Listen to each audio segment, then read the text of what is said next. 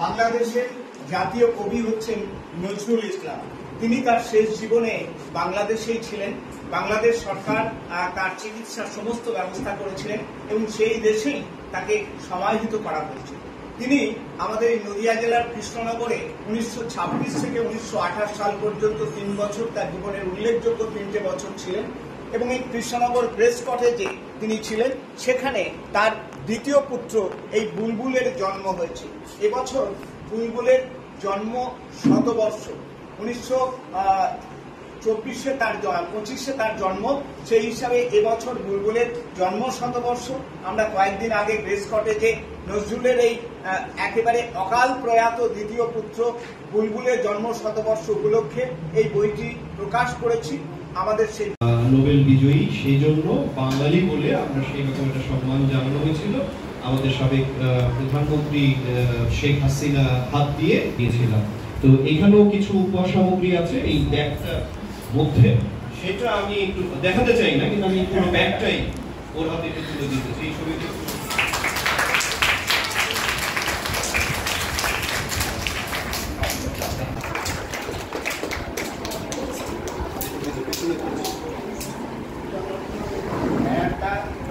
উঠে কিন্তু সেইভাবে কথা বলবো না।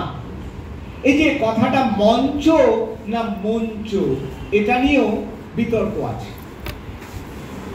আমরা বাচ্চারা যখন কবিতা বলে দেখবেন প্রথমে উঠেই বলল সুর করে বলার মতো, নমস্কার, আমি এখন একটি কবিতা আবৃত্তি করব।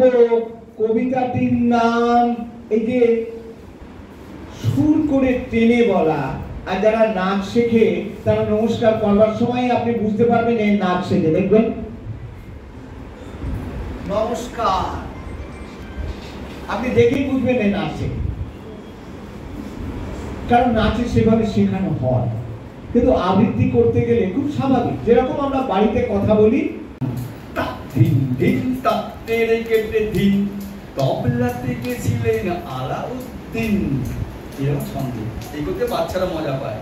প্রথম কি শেখায়, ছোট ছোট বললাম, আমি কি বললাম, অ বিল্লি বিল্লি উঠে কোথায় চললি, কাঁটা রেখেছি পাতে দুধ মেখেছি ভাতে, খেয়ে গিয়ে শোনা কে করেছে মানা, আয়না কাছে লক্ষ্মী খাবি মাছের চোখ কি, বাবু হয়ে বস না আস্তে কাটা চোষনা, কত কিসের তারা আছে কি তোর পড়া, পাট্টি চাচা মোছা বলে গিয়ে আচা, ও কিরে এটো মুখেই চললি, অ বিল্লি বিল্লি লক লক কুকুর ছানা, চুপটি বসে থাকতে মানা, এর কাছে যায় তার কাছে যায়, খিদে পেলেই মার কাছে যায়, বন্ধু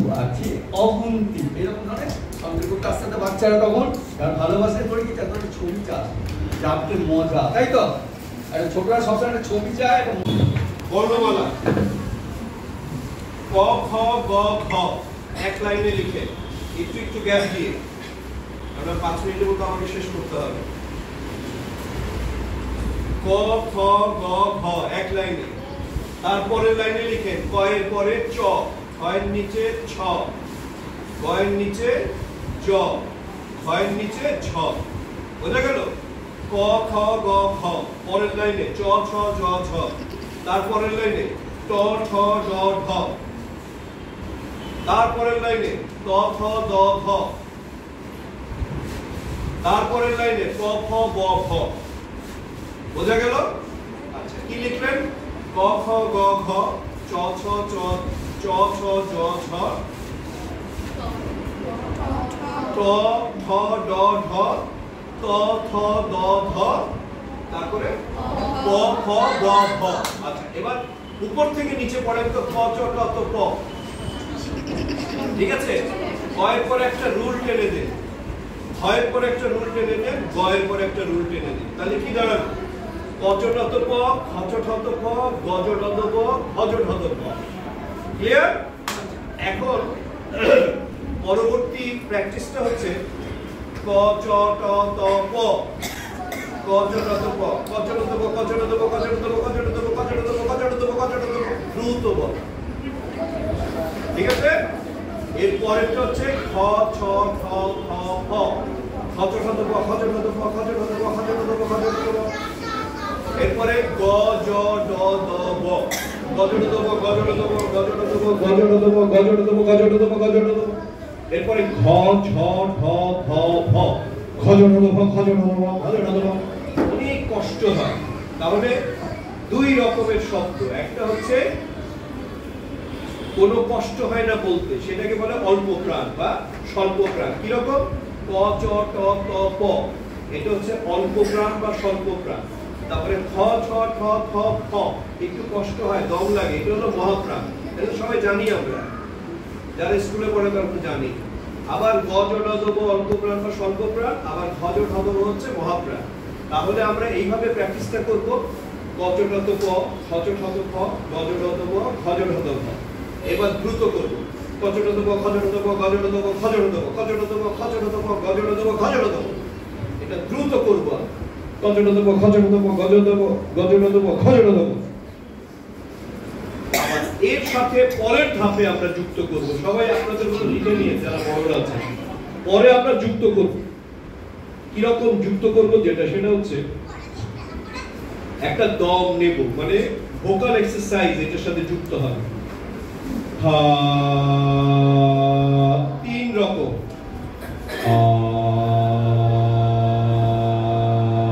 হারমোনিয়ামের তিনটা অংশ জানেন তো, কি কি? উদারা মুদারা তারা।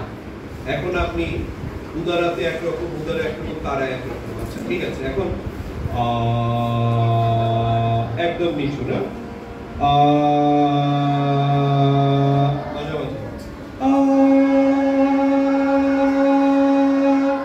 উঁচু। আচ্ছা, তাহলে এই তিন রকম ভাবে স্বরটাকে মূলত তিনটে স্কেলে আমরা বলার চেষ্টা করব।